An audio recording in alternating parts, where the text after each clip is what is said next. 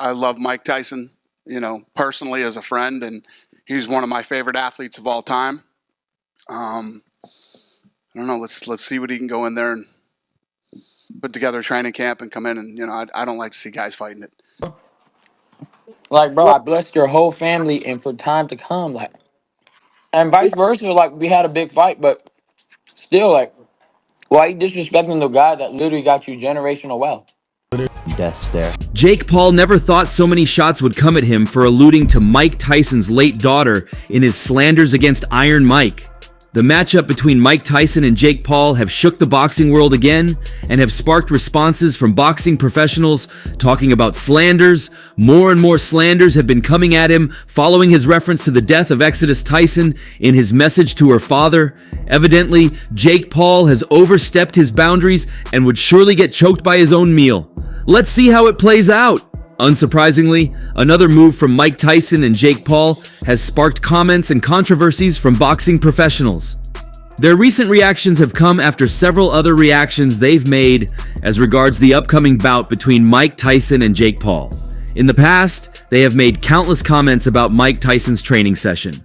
On the trainings, opinions have been divided. Some optimistic, while others have pessimistic stances.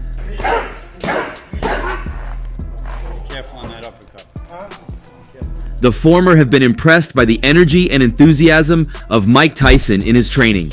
They have held on to the belief that the Mike Tyson of the 80s and 90s remains alive and will be the one to get the better of Jake Paul. The latter, unmoved by Mike Tyson's ooze of passion and energy in his training, have predicted a sad and devastating loss for Tyson, owing to the staggering age difference between both boxers. They've also shared their opinions on Jake Paul's boxing career and how his matchup against Mike Tyson only reflects his unseriousness and lack of ambition. In addition, they have made their predictions on what they distinctly perceived as the likely outcome of the bout on July 20th. This time, they have gone beyond their previous limits. And boxing professionals across different weight divisions have come forward to share their sentiments on Jake Paul's comments about Mike Tyson's late daughter. Jake Paul, after receiving threats from Mike Tyson in his daily training sessions, lashed out on Tyson and gave the most unexpected comeback.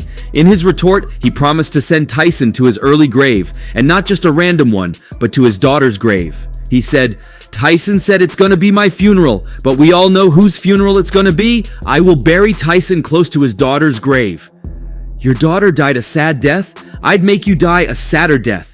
And when you go meet her, she'll blame you for ever choosing to meet the problem child. I don't know who you are to say that I'm not a future Hall of Fame boxer. What's your resume look like? See, I've done more for the sport than any boxers in current history. What has Floyd Mayweather done for women's boxing? The list goes on. I've changed the whole entire game, brought a new 70 million followers to the sport, and put on bigger pay-per-views than some of these Hall of Fame guys. However, the baddest man on the planet proved he wasn't just bearing his name for a fluke. He came back for Jake Paul and attacked him as well. Tyson, not wanting to say too much, promised Jake Paul just one thing: to end him on July 20th. Mike Tyson didn't stop there. He claimed he wasn't so disappointed in Jake Paul. After all, he was raised by an irresponsible pedophile and is only just replicating his father's irresponsibility. In the aftermath of this altercation, boxing professionals have come for Jake Paul, expressing their deepest sentiments on his offensive statements to Mike Tyson. I don't know where they came from with that one. Sounds very ridiculous because I've been calling for this fight for over 2 years. I've been waiting for this fight forever. Francis made his thoughts known in an interview where he was told about Jake Paul's allusion to Mike Tyson's daughter. Francis expressed his disgust on hearing this. He said, "You mean he said that? He told Tyson that? That's a crime on its own. He'll be punished for that." Francis had earlier said, in what was a negative prophecy for Jake Paul, that Mike Tyson can still kick some ass. 1 hour earlier that I saw that, I'm still processing. Do you want to go to that? You've been to both their fights. You've had a relationship with Mike. As I said, I'm still processing. I still don't get this. I don't know where and I know when, obviously, but I'm still processing this. Francis said this when he was informed of the fixed matchup between Mike Tyson and Jake Paul. And this has even increased his resentment for Jake Paul. He had more to say to Jake Paul after hearing the news. "I don't know so much about the guy, but Tyson will kill him. He's crossed his boundaries and Tyson will finish him." I was just trying to collect as much as possible to make the account after, you know.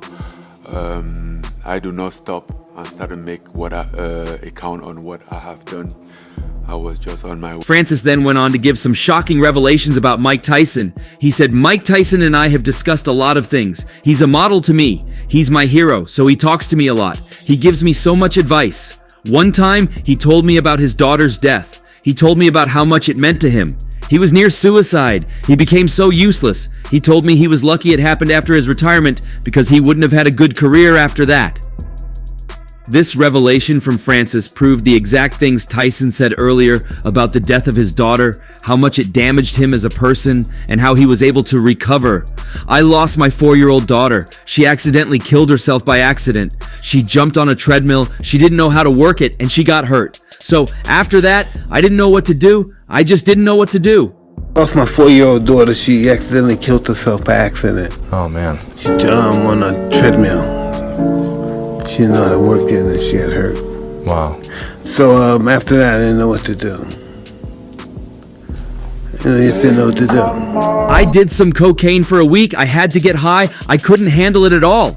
I haven't recovered from that. I just know in order to make her happy, I have to do good things and be positive. This is my best thinking at the time, get my gun automatic just like this and just go crazy. But when I went to the hospital, the people that were there, they were up there because their kids are dead too or about to die. So who the hell am I thinking of dying too? I don't know what happened that day." This is my best thinking at the time. Get my gun, automatic, just like this, and you just go crazy. Who are you gonna hurt? Regardless. No, I did some cocaine for a week. I had to get high. I had to back then. I had to get high. Francis revealed almost the same details as Tyson. Then he concluded by saying, "So, I know what this is to Tyson, and I can assure you that he's gonna eat up that idiot. Tyson will F him up and delete him from boxing. I'd be there for the match, and we know who's gonna win. It's a slaughter day for him." The death of Exodus Tyson wasn't only damaging to Mike Tyson, but to many more within and outside the world of boxing. On May 26, 2009, Exodus Tyson, the 4-year-old daughter of former heavyweight boxing champion Mike Tyson, died at a Phoenix hospital Monday after what police called a tragic accident on a home treadmill. Exodus was on life support after accidentally hanging herself on a cord dangling from a treadmill in her central Phoenix home. She died at 11:45 a.m. Somehow, she was playing on this treadmill and there's a cord that hangs under the console. "It's kind of a loop," Hill said. "Either she slipped or put her head in the loop, but it acted like a noose and she was obviously unable to get herself off of it." Hill said Tyson had been in Las Vegas, but flew to Phoenix immediately after learning of the accident. Following the incident, the Tyson family would like to extend our deepest and most heartfelt thanks for all your prayers and support, and we ask that we be allowed our privacy at this difficult time. There are no words to describe the tragic loss of our beloved Exodus. Exodus's 7-year-old brother found her and told their mother, who was in another room. She took Exodus off the cord, called 911 and tried to revive her.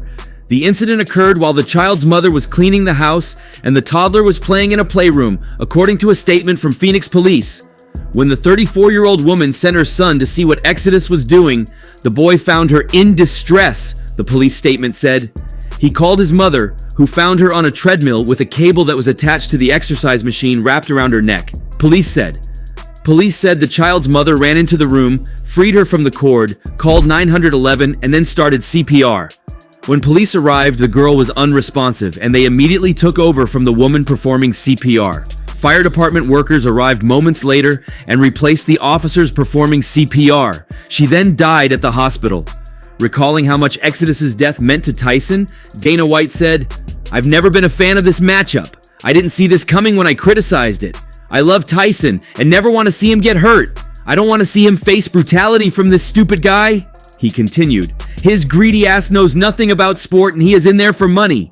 I find it mad that Tyson has chosen this fight for himself, and this is the kind of thing you expect from Paul. He talks so senselessly and he's done so again." I love Mike Tyson, personally as a friend, and he's one of my favorite athletes of all time. I don't know, let's see what he can go in there and put together a training camp and come in and, I don't like to see guys fighting it.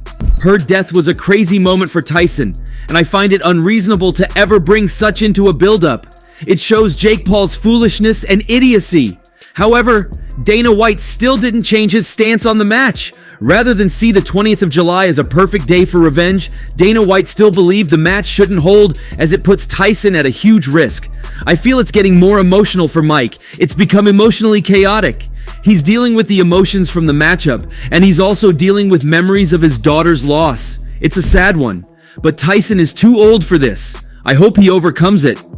American professional mixed martial artist Nate Diaz, who lost his bout against Jake Paul last year by unanimous decision after 10 rounds, also had this to say. Jake is a F-king idiot for saying that. It takes a fool to plan such a matchup. I've wondered why someone in his prime with an ambition to rise to the very peak of boxing will seek no other person to fight than Mike Tyson. It shows me how thoughtless he and his team are. They reason with their asses. Nate Diaz continued, "If I was Tyson, I'd slaughter him before the day comes. Tyson doesn't need to fight him. The fight is to benefit Jake Paul and do publicity for him. I'd suggest Tyson goes against the match. It's just a begging technique Jake's done by fixing matches. Tyson should cancel and beat him on an Instagram Live to ensure he benefits nothing from the matchup." After he promised to stay relatively silent on social media, with his match coming up in less than a month, Ryan Garcia trolled Jake Paul heavily for his comments on Mike Tyson's daughter. Like Jake Paul, Ryan Garcia was also insensitive in his statements, proving right those who have made claims about the problematic status of his mental health. Kingery has been known to frequently appear on X Spaces to air his opinions, and he did just that again. Ryan said, "Bro, you're delusional. You thought you were going against one of your fickle opponents. You're going against Mike Tyson. You're freaking going against the baddest man on the planet. He'd rip you apart, idiot. It's a privilege you should grab with your hands, but you're being the usual fool you are. You go low and quiet in these kinds of fights, hoping to find a weakness against him, but you've been the loudest here. I smell doom for you. I'm sorry you may not survive it," Ryan said. He didn't stop there. He seemed to have switched roles in the narrative created by Jake Paul. And instead of Mike Tyson being buried beside his daughter, he's claimed Jake Paul would be the buried one. "Jake, you should be getting prepared for your burial. Train no more, just sit and get ready. Iron Mike will kill you. You'd be buried beside her, not him." Joe Rogan, who had been very vocal on issues relating to the July 20th bout, had so little to say. But his words were enough to hammer a nail into Jake's head. If any good will come out of his boxing, he's got to stop doing stuff like this. He's used to his YouTube notoriety, but it's real life now. He should grow, else he's got no boxing future, and that's if he tries surviving the one with Tyson. Speaking specifically on what he thinks the outcome of such statement will be for Jake Paul, he said, "Have you seen Tyson train? Imagine such strength and speed mixed with fury. Jake Paul stands no chance, and he'll be gone before we know it. He'll really be gone." Former Irish boxing professional Kevin McBride, best known for defeating Tyson in Tyson's last professional matchup, had his comments to pass as well. McBride was asked briefly in an interview on what he felt about Jake Paul's comments. "That can't be taken from anyone, and I feel crazy about it. The guy can go to hell and keep shut. He's been everywhere, and if there's something I know from my experience, it's those that are everywhere don't go anywhere." McBride idiomatically hinted at Paul's boxing career being a dead end already. However, he had some fear about Tyson too. "He should be punished for this, and I wish this was done at Tyson's prime. It's a little late for Tyson, and I'm not so sure of his competence anymore," McBride said. McBride alluded to Tyson's last match against him and said, "When we fought in 2005, he looked down already. I think he gave an interview where he complained about his disinterest. I don't know if he feels that way, but I hope he doesn't. If the passion is burning again, then he'd knock out that little dog." Mike Tyson's last professional fight came in 2005 when he lost to Kevin McBride after retiring from the bout in the 7th round.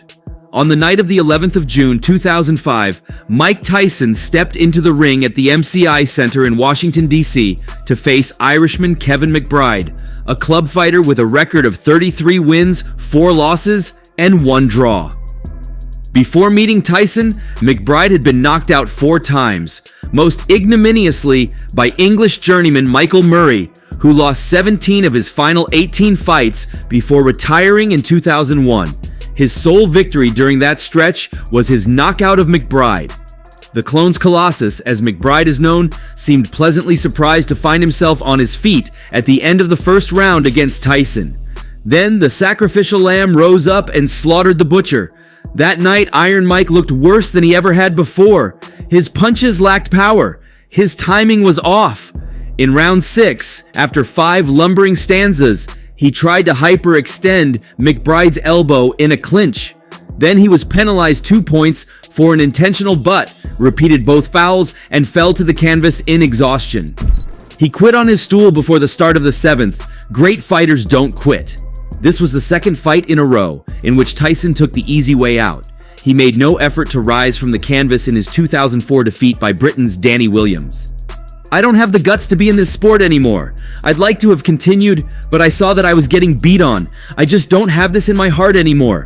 I'm not going to disrespect the sport by losing to this caliber of fighter. This is my ending. I'm not interested in fighting anymore. I hate the smell of a gym. I hate the boxing game, Tyson said. That guy I used to be in 1985, 1986. I don't know that guy anymore. I don't have a connection with him anymore. I'm just not that person anymore. I believed that I was still a fighter, but I'm not. I'm washed up. Tyson began his career with 19 consecutive knockouts, won his first 37 fights, and was heavyweight champion of the world at the age of 20. But it's difficult to gauge how great he was because he never had the ring inquisitors that most great fighters have. The last big fight that Tyson won was in 1988 when he knocked out Michael Spinks. After that, he stopped training properly. On the 11th of February, 1990, he was dethroned by James Buster Douglas, and his aura of invincibility was gone. In 1992, he went to prison for rape. 3 years later, he emerged from incarceration as the ugly face of boxing. Thereafter, he fought 15 times. But, as he admitted after his loss to McBride, "My career has been over since 1990. After I got out of jail, I beat guys because they were scared." Once Tyson was finished as an elite fighter, there was always someone willing to put up millions to get him in a ring. The last 12 fights of his career, of which he won 6, damaged his legacy because they obscured the memory of how good he once was. When boxing fans think of Muhammad Ali, they think of his victories over Sonny Liston, Joe Frazier, and George Foreman. With Joe Louis, it's his knockouts over Max Schmeling and Billy Conn. Rocky Marciano conjures up images of his 13th round stoppage of Joe Walcott. When boxing fans think of Tyson, they think of his confrontations with Evander Holyfield and Lennox Lewis. Iron Mike is defined by his losses, not his wins. 1 week before the McBride fight, Tyson told reporters, "I'll never be happy. I believe I'll die alone. I would want it that way. I've been a loner all my life with my secrets and my pain. I'm really a sad, pathetic case. My whole life has been a waste. I've been a failure. I just want to escape. I'm really embarrassed with myself and my life." Yet the ultimate irony is that it was Tyson who had the dignity to call a halt to it all, not his advisor Shelley Finkel, who continued to arrange fights pursuant to a plan that called for Iron Mike to fight 7 times in 3 years until he was 41 years old. But in the end, he said no, enough. This loss of vibrance, along with the 30-year age gap between the two, has led many to believe the fight should not go ahead and are concerned for the health of Tyson, who will be 58 come fight night. One of his doubters is former boxer Paulie Malignaggi, who is unsure if Tyson's recent training videos on social media are real, and questions what shape the boxer is in. "I gotta say, man, I'm not sure where Tyson is with his motivation," the former WBA welterweight champion said. Well, as a response to Paulie Malignaggi, Tyson might have just found so much motivation in Jake Paul's comments on his daughter's death and be ready for the kill. Jake Paul would be so unprepared for what is set to hit him on July 20th. And even if he prepares, Tyson's fury may be way beyond his capabilities. Many questions are being asked, and July 20th possesses all the answers. If you enjoyed this video, kindly react by clicking the like button. You can also subscribe to our YouTube channel and turn on notifications to stay updated with the latest news, moments, events, and actions in the world of boxing. Until next time, peace out.